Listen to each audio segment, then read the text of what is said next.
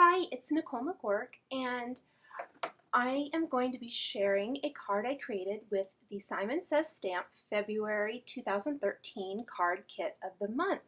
And I used a few additional supplies in addition to the February card kit.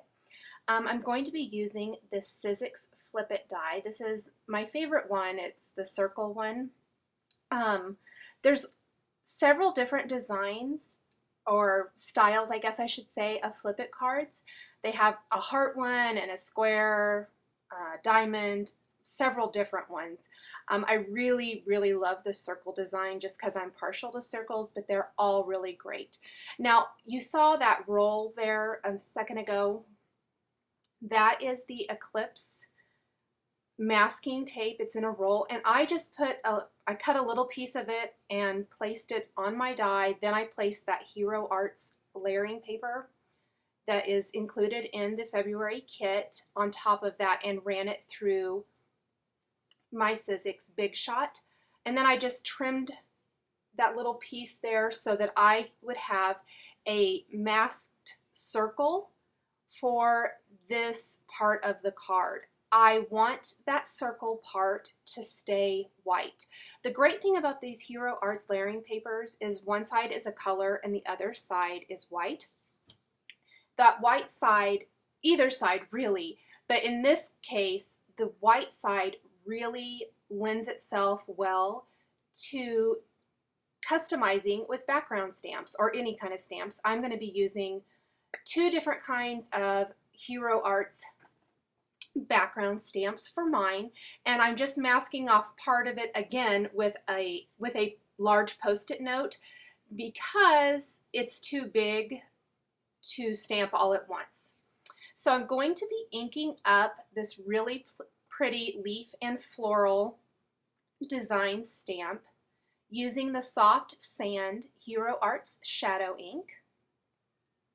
Push that down really good. And I have this really pretty floral design. Then I'm going to be taking this brand new stamp from Hero Arts. This is from their 2013 catalog, also available at Simon Says Stamp. And it's like kind of an ink splatter type effect. This is one of those stamps that you will get tons and tons of good use out of because it can be used in so many different ways, and it just creates that lovely distressed background. So I stamped that in just a little bit darker shade right on top of the leaf and floral background. Then I am going to simply mask off what I've already stamped and do the same thing here on the other side. Grab my background stamp, ink that up with the Soft Sand, and stamp that. Now, one thing is, as the Hero Arts shadow inks dry, they really kind of even out. I think they look so much more lovely once dry. This actually looks pretty good. Sometimes I think they look a little blotchy, but they really even out and look so, so pretty once they dry. And they dry really quickly. Ink up that wonderful new background stamp again and stamp that right on top. And this was with using the soft brown ink. So I'll peel up my post-it note, and then I'm going to carefully remove that piece of masking paper.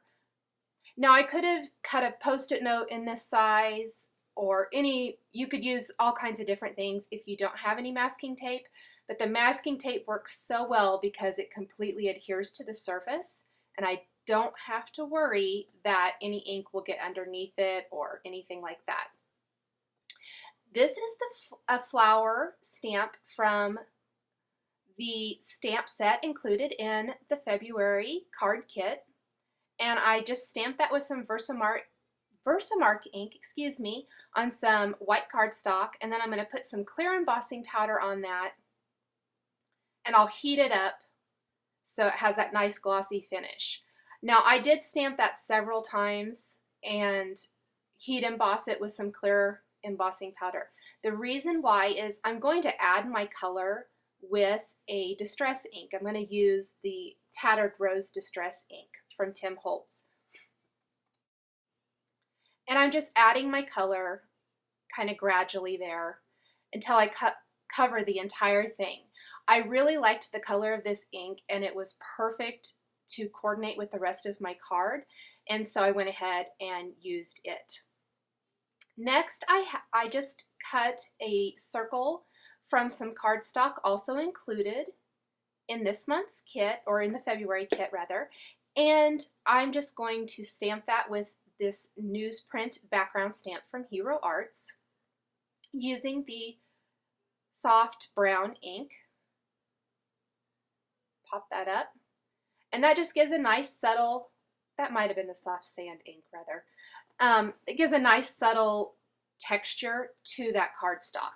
Now I need a couple of additional die cut pieces. I'm going to die cut this little banner from some white cardstock. This is a My Favorite Things die set, and it actually comes with a ton of different size banner dies. You've probably seen me use them before, I've used them before in different videos and things. It's one of my most used die sets. They're just very versatile and can be used for so many different things in so many different ways. Next, I have some of this vintage book paper, also from Simon Says Stamp, and I just kind of folded it in half and ran it through with this My Favorite Things leaf die, so I could get a couple of leaves just with one pass.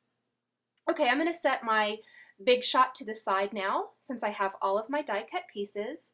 I also trimmed a couple of strips of paper from some of the 6x6 papers included in this month's kit, just to add a little pop of color along the left edge of the card. So I cut one a little bit thinner than the other, and I'll just adhere that right in the middle.